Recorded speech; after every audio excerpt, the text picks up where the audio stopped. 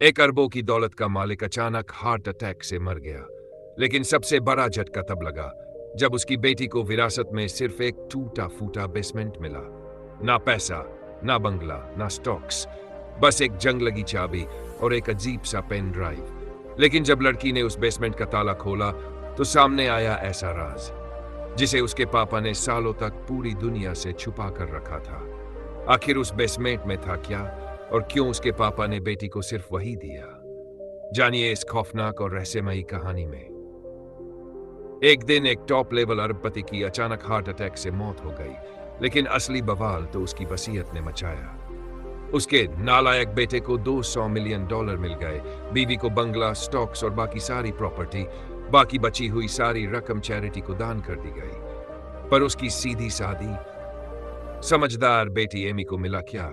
सिर्फ एक टूटा फूटा पुराना सा तहखाना। ये देखकर एमी हैरान रह गई। उसे लगा जैसे उसके साथ बहुत बड़ा अन्याय हुआ है, लेकिन वसीयत में बदलाव मुमकिन नहीं था। उसे ये मंजूर करना ही पड़ा। तभी वकील जाते जाते उसके हाथ में एक पीला सा पैकेट थमा गया और बोला, इसके अंदर तुम्हारे सवालों का जवाब छुपा है। एमी ने पैकेट खोला। उसमें थी एक चाबी और एक ऊभन पेन ड्राइव। ड्राइव में उसके पापा का एक पुराना वीडियो था जिसमें वो उसे तहखाने की लोकेशन बताते हैं और एक आखिरी बात कहते हैं, इस तहखाने का राज किसी को मत बताना, चाहे जो भी हो। एमी कंफ्यूज थी। एक टूटा तहखाना, उसमें ऐसा क्या छुपा हो सकता है? क्या कोई खजाना या फिर कोई पारिवारिक सच? दूसरे ही दिन जब सब सो रहे थे, एमी चुपचाप घर के पीछे वाले जंगल की तरफ निकल गई और वीडियो में बताए रास्ते से गुजरते हुए उस पुराने तहखाने तक पहुंच गई। उसने चाबी से भारी स्टील का दरवाजा खोला और बिना देर किए अंदर घुस गई। अंदर एकदम अंधेरा था, लेकिन जैसे ही उसने पावर सिस्टम ऑन किया, चारों तरफ धुआं, मिस्ट और पुराने जमाने की कब्र जैसा माहौल। डरते डरते जब वो तहखाने के सबसे अंदर वाले कमरे तक पहुंची तो एक हड्डियों का ढांचा जैसा बुजुर्ग आदमी उसे दिखा, बिल्कुल कमजोर और जंजीरों से जकड़ा हुआ। एमी डर गई। क्या यही उसका वसीयत में मिला खजाना था? घर लौटकर वो पुलिस को कॉल करने वाली थी, लेकिन तभी उसे पापा की बात याद आ गई, राज को राज ही रहने दो। तो उसने फोन काट दिया। रात को वो फिर लौटी। इस बार उसने चेहरे पर मास्क पहन लिया, लेकिन हैरानी की बात यह थी कि वो बूढ़ा शख्स उसके हर एक बचपन की बात जानता था। उसने यहां तक कह दिया कि तुम्हारे पापा मर चुके हैं, इसलिए अब तुम आई हो। एमी को झटका लगा। उसने पूछा, तुम हो कौन? उसने कहा, पहले एक काम करो, मुझे एक स्टेक, एक झूला झूला और एक अखबार ला दो, फिर मैं सब बताऊंगा। एमी झिझकी नहीं, भागी, अर्डर लाई और वापस उसी तहखाने में लौट गई। उसने खाना उस बूढ़े के सामने रखा और अब बारी थी सच जानने की। उसका नाम था जॉन। वो और एमी का पिता पुराने बिजनेस पार्टनर हुआ करते थे और अच्छे दोस्त भी। लेकिन एक हादसे ने सब बदल दिया।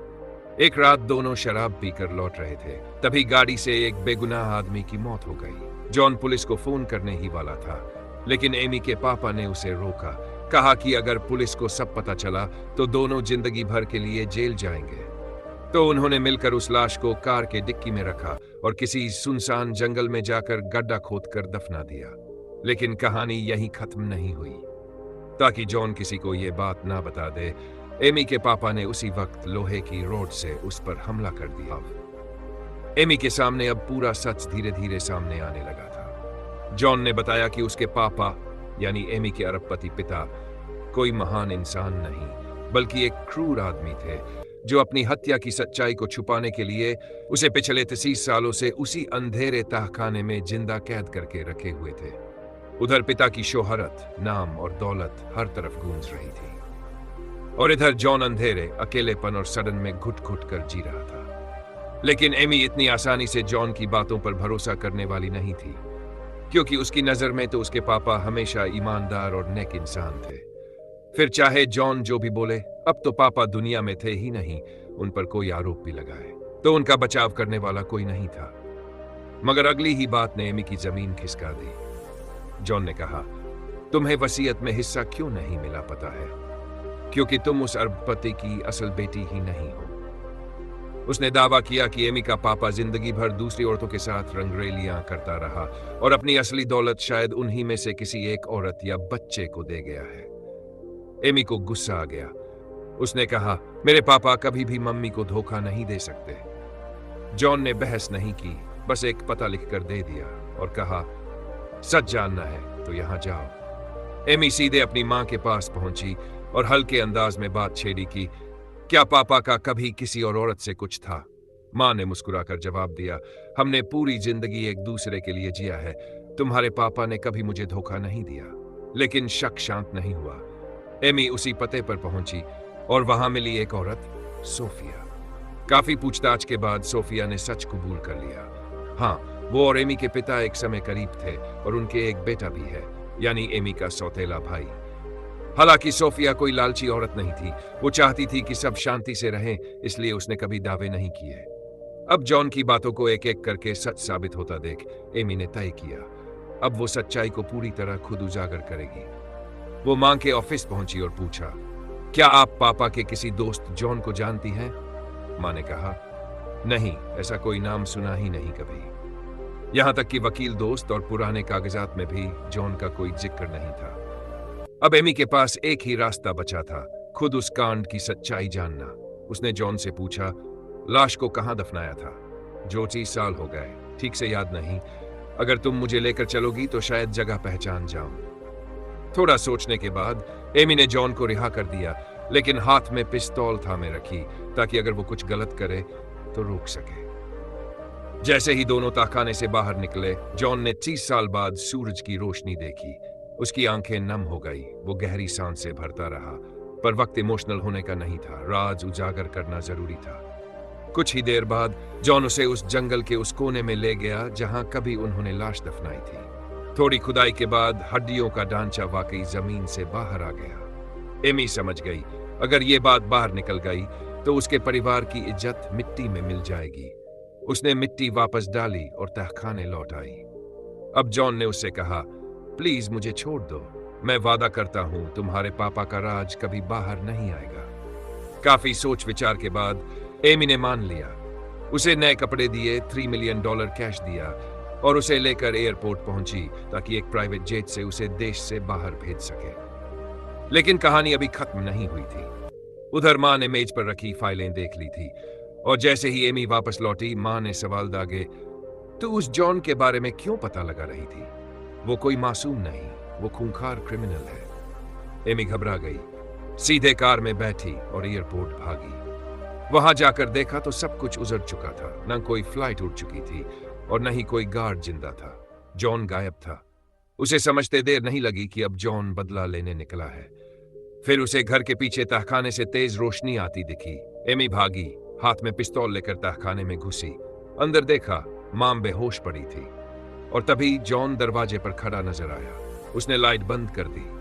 अंदर अब बस अंधेरा था। एमी ने टॉर्च जलाई और बंदूक तान दी, लेकिन जॉन अब 30 साल के अंधेरे का मास्टर था। वो अंधेरे में हर कोने की पहचान रखता था। कुछ ही सेकंड में जॉन ने एमी को गिरा लिया और लोहे की जंजीरों से दीवार से बांध दिया। अब उसने एमी को असली सच बताया।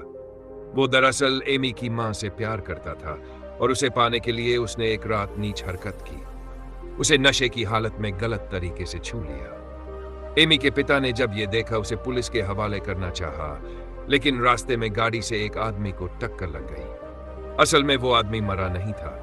जॉन ने उतरकर उसका गला घोंट दिया और पूरा सीन ऐसा बना दिया मानो एक एक्सीडेंट हुआ हो। और इस सच्चाई को छुपाने के लिए उसने अपने दोस्त को ब्लैकमेल किया, लेकिन दोस्त ने बाद में चुपके से उसे बेहोश कर दिया और हमेशा के लिए उसे कैद कर दिया। अब आखिरी झटका। जॉन बोला, तुम्हें वसीयत में हिस्सा क्यों नहीं मिला पता है? क्योंकि तुम उस अरबपति की बेटी हो ही नहीं, तुम मेरी बेटी हो। 30 साल पहले जो हरकत उसने एमी की मां के साथ की थी, उसी रात एमी का जन्म एक हादसे की कोख से हुआ था। एमी का दिमाग फट गया। उसने जॉन पर हमला कर दिया, पर जॉन के सामने उसकी कोई ताकत नहीं चली। तभी मां होश में आई और एक गोली चला दी। जॉन वहीं खत्म हो गया। बाद में मां बेटी ने मिलकर पूरे तहखाने को आग लगा दी और इस पूरी खौफनाक हकीकत को हमेशा के लिए राख में बदल दिया। तो दोस्तों, एक बेटी की सच्चाई की तलाश कैसे बन गई एक भयानक पारिवारिक राज की कब्र, जहां ना सिर्फ रिश्ते उजड़ गए बल्कि इंसानियत भी शर्मसार हो गई। जो तहखाना उसे विरासत में मिला था, असल में वही बना उसकी जिंदगी का सबसे बड़ा इम्तिहान। कभी कभी हकीकत वो नहीं होती जो दिखती है, और जो छुपाई जाती है वही अक्सर सबसे जहरीली सच्चाई बनकर सामने आती है। ऐसी ही और मिस्ट्री भरी कहानियों के लिए जुड़े रहिए हमारे साथ। वीडियो अच्छा लगा हो तो लाइक जरूर दबाइए और ऐसी स्क्रिप्ट्स के लिए सब्सक्राइब करना मत भूलिए। मिलते हैं अगली कहानी में एक और राज, एक और सस्पेंस के साथ। तब तक के लिए अलविदा।